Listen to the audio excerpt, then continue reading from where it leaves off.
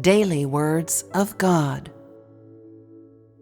The 6 junctures in a human life. In the course of one's life, every person arrives at a series of critical junctures. These are the most fundamental and the most important steps that determine a person's fate in life.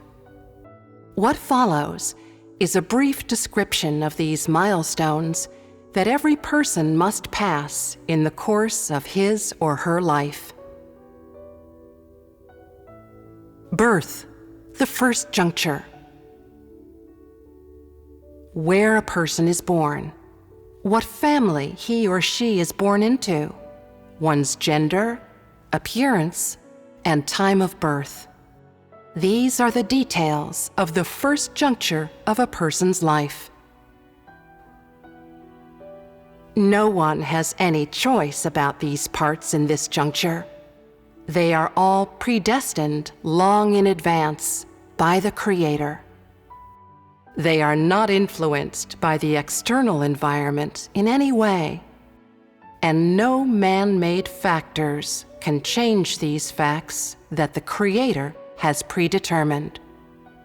For a person to be born means that the Creator has already fulfilled the first step of the fate He has arranged for that person.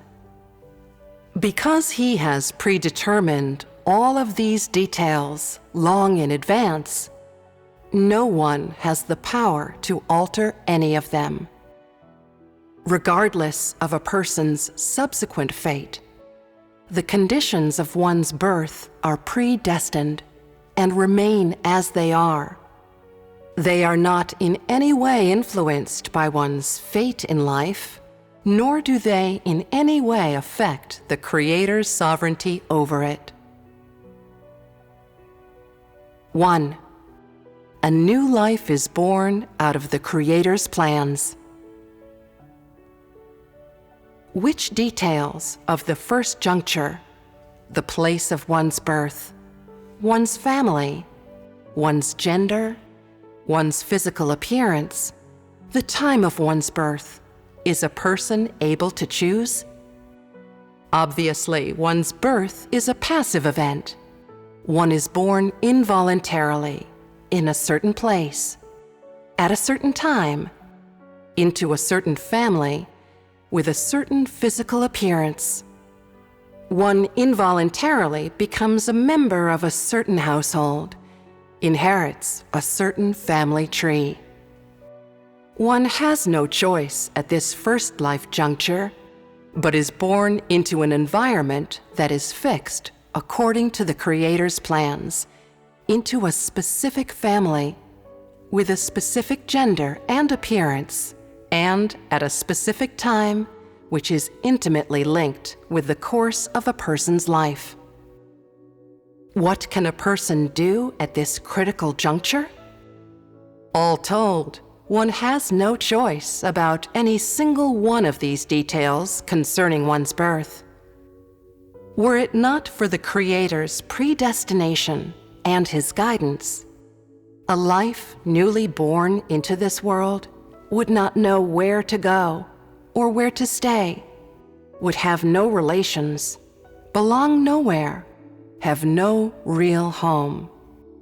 But because of the Creator's meticulous arrangements, it begins the journey of its life with a place to stay, parents, a place it belongs to, and relatives. Throughout this process, the advent of this new life is determined by the Creator's plans, and everything it will come to possess will be bestowed upon it by the Creator. From a free-floating body with nothing to its name, it gradually becomes a flesh and blood, visible, tangible human being, one of God's creations, who thinks, breathes, and senses warm and cold, who can participate in all the usual activities of a created being in the material world, and who will undergo all the things that a created human being must experience in life. The predetermination of a person's birth by the Creator means that He will bestow upon that person all things necessary for survival. And that a person is born likewise means that he or she will receive all things necessary for survival from the Creator. That from that point on, he or she will live in another form, provided for by the Creator and subject to the Creator's sovereignty. 2. Why different human beings are born under different circumstances.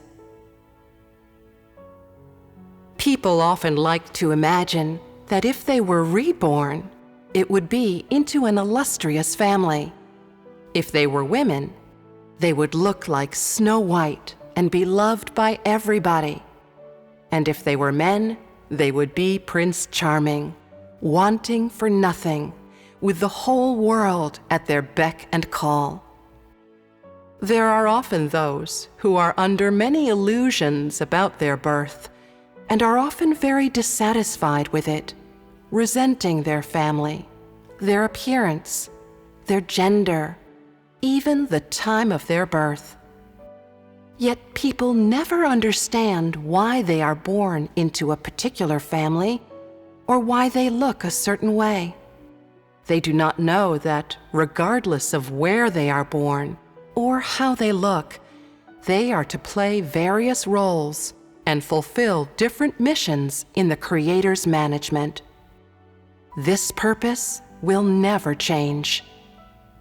In the Creator's eyes, the place one is born, one's gender, one's physical appearance are all temporary things. They are a series of minuscule jots, tiny symbols in each phase of His management of the whole mankind. And a person's real destination and ending are not determined by his or her birth in any particular phase, but by the mission that he or she fulfills in every life, by the Creator's judgment upon them when His management plan is complete. It is said that there is a cause for every effect, that no effect is without a cause. And so one's birth is necessarily tied both to one's present life and one's previous life. If a person's death ends their current term of life, then a person's birth is the beginning of a fresh cycle. If an old cycle represents a person's previous life, then the new cycle is naturally their present life.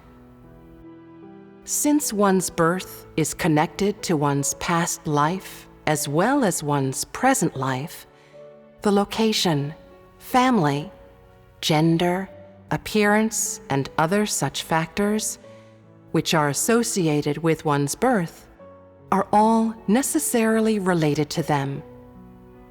This means that the factors of a person's birth are not only influenced by one's previous life, but determined by one's destiny in the present one. This accounts for the variety of different circumstances into which people are born. Some are born into poor families, others into rich families. Some are of common stock, others have illustrious lineages. Some are born in the south, others in the north. Some are born in the desert, others in verdant lands. Some people's births are accompanied by cheers, laughter, and celebrations. Others bring tears, calamity, and woe. Some are born to be treasured, others to be cast aside like weeds. Some are born with fine features, others with crooked ones. Some are lovely to look upon, others are ugly. Some are born at midnight, others beneath the blaze of the noonday sun. The births of people of all stripes are determined by the fates the Creator has in store for them. Their births determine their fates in the present life, as well as the roles they will play and the missions they will fulfill. All this is subject to the Creator's sovereignty, predestined by Him. No one can escape their predestined lot. No one can change the circumstances of their birth, and no one can choose their own fate.